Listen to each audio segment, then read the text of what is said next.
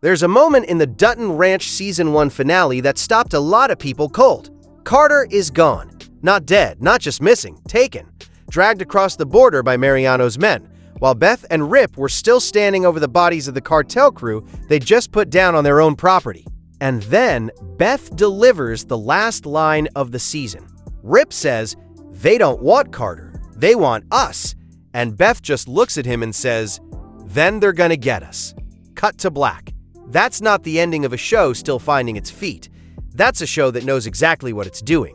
And when you look at those numbers, 12.9 million global viewers in the first 7 days, the biggest original series launch in Paramount Plus history, the biggest cable premiere since 2023, the audience clearly agrees. Season 2 was officially renewed in June 2026. Now that the finale has dropped, it's time to get into what we think comes next, what we actually know, and why Season 2 of Dutton Ranch could be the moment this show steps fully out of Yellowstone's shadow.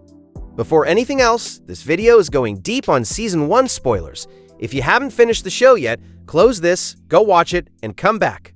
Alright, let's get into it. The single biggest question going into Season 2 is straightforward. Where is Carter, and how do Beth and Rip get him back? What the finale made clear is that Mariano Reyes is not a temporary problem. He is the primary villain of this show going forward. This is a man running a fentanyl operation out of Mexico, using 10 Petals cattle as a cover for years. When Beth and Rip disrupted the drug operation by exposing the contaminated herd, Mariano didn't try to negotiate. He sent a hit squad to the Dutton Ranch and then kidnapped a teenager to use as leverage. That's who Beth and Rip are going to war with. And here's the thing about Carter being taken. He's not just some kid anymore. He's the son Beth and Rip chose. The moment Mariano took him, he didn't just take a hostage. He made it personal in a way that Beth Dutton does not recover from quietly. We've seen what she does to people who threaten her family. In Yellowstone, she had political structures to navigate, alliances to protect, a ranch to preserve. In Texas, with none of that, with Rip beside her and nothing left to lose, that version of Beth Dutton is genuinely something else. The show has given itself the perfect engine for Season 2, a rescue mission that is also a declaration of war. Now I want to talk about something not everyone has fully clocked yet, because both Dutton Ranch and Marshall's ended their first seasons with almost exactly the same plot point. In the Marshall's finale, Case Dutton's son Tate was taken by a corrupt rancher named Tom Weaver, who told Case he was taking the boy to Texas. Beth and Rip are in Texas. Case is a former Navy SEAL with precisely the tactical skills a rescue operation into cartel territory is going to require. And Kelly Riley, when asked in a TV Insider interview whether the two shows coordinating their finales around kidnapped sons in Texas was deliberate, just laughed and said, "Maybe." That is not a denial. Marshall's showrunner Spencer Hudnut told The Hollywood Reporter that the Yellowstone audience deserves to see Case and Beth together again. Riley herself said she would absolutely expect some checking in on her brother, and actually described the absence of Case from Season 1 as a missed opportunity in her own words. The setup is there. Case's son may be in Texas, Carter is in Mexico. And Case's Navy SEAL background is exactly what Beth and Rip need when they go to get him back. If that crossover happens in Season 2, and the groundwork strongly suggests it might, Dutton Ranch stops being a spin-off and becomes the hub of the entire Sheridan universe.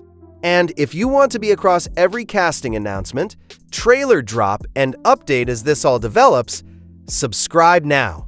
I am going to be covering every piece of news around Season 2 and everything connected to this universe as it happens, and the announcements that come out of nowhere are exactly the ones you don't want to miss. Hit subscribe and you won't. Back to the show. Because there are several threads from Season 1 that Season 2 is going to have to address regardless of where the main storyline takes us. Start with the death of Rob Will.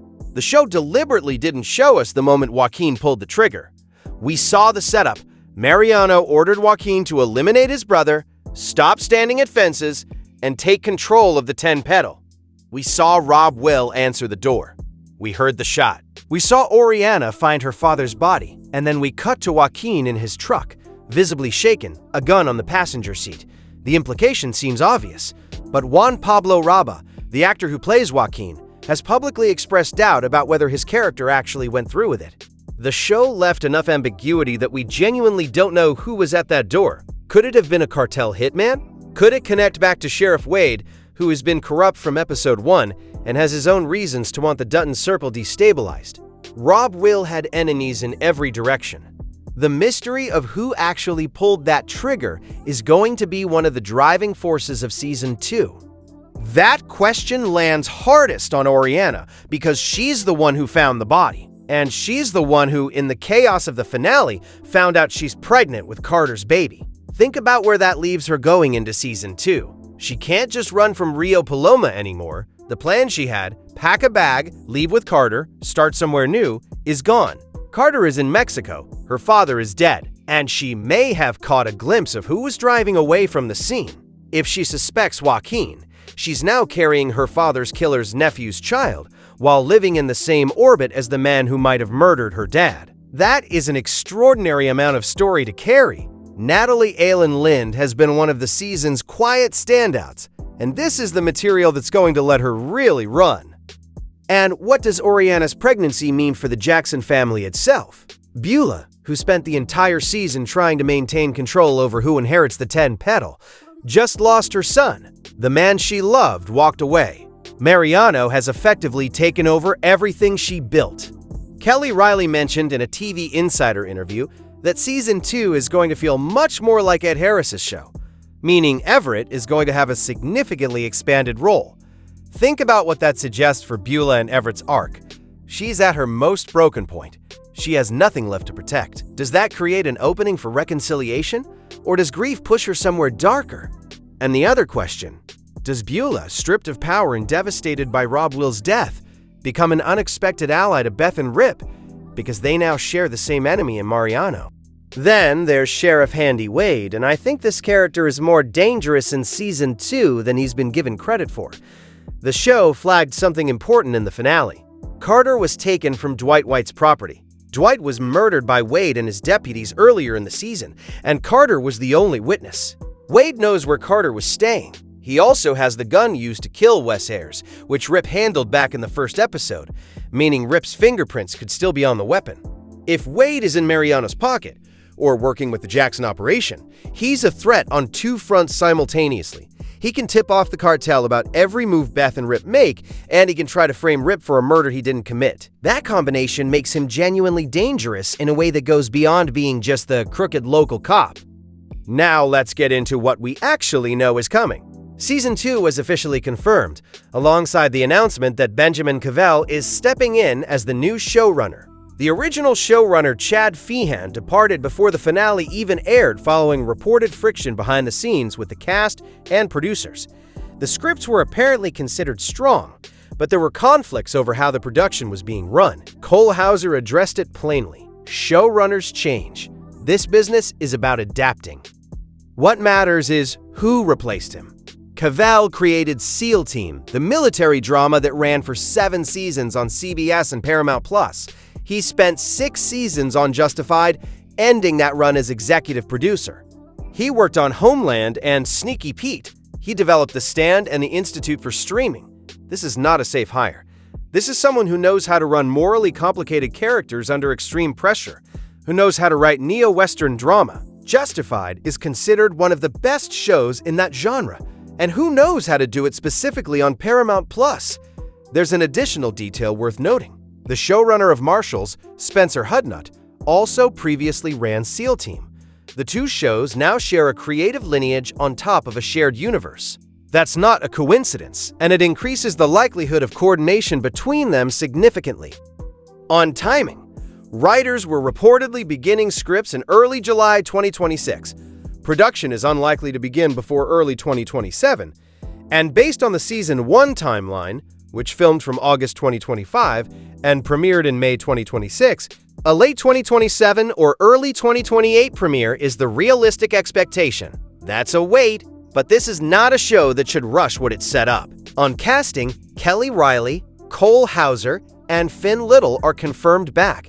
The broader cast, Annette Bening, Ed Harris, Juan Pablo Raba, J.R. Villarreal, Mark Menchaca, Natalie Aylen Lind, and Raul Trujillo as Mariano are all expected to return. With Mariano now positioned as the central villain, Trujillo's role is going to expand considerably. Jai Courtney's Rob Will is gone, though a flashback to clarify what actually happened at that door is something the writers might choose to use. And the expanded role for Ed Harris as Everett, based on what Riley said about Season 2 feeling more like his show, is something to genuinely look forward to. Here's where I'm landing on all of this. Dutton Ranch Season 1 was laying groundwork, carefully, deliberately, episode by episode. It was establishing a world, a family dynamic, a geography, and a villain. It took 9 episodes to do that, and it did it well. Season 2 gets to use everything that was built. The rescue mission into Mexico gives the story a spine. The crossover potential with Case gives it franchise scale. Oriana's pregnancy and Beulah's grief give it the emotional weight that separates these Sheridan shows from standard genre television. And Benjamin Cavill, who helped shape some of the best neo-Western drama ever made on American television, is the right person to be running it. Dutton Ranch isn't trying to be Yellowstone. It has 2 of Yellowstone's most beloved characters, and it carries the legacy. But it's set somewhere different, it has a different rhythm, and the conflict at its center is different in kind. A cartel war in South Texas, personal and escalating, is not the same as a land war in Montana. And Season 2, handled well, is what fully separates the show and lets it stand on its own. The finale handed Beth Dutton a war. She accepted it. That's the show. If this breakdown gave you everything you needed on where Dutton Ranch goes next, and you know someone else who's been watching the show and trying to make sense of the ending, send this to them. Genuinely, that's what keeps a channel like this alive. Not clicks, not algorithms, just someone who found the video useful enough to share it. If this was that for you, pass it on, and I'll see you in the next one.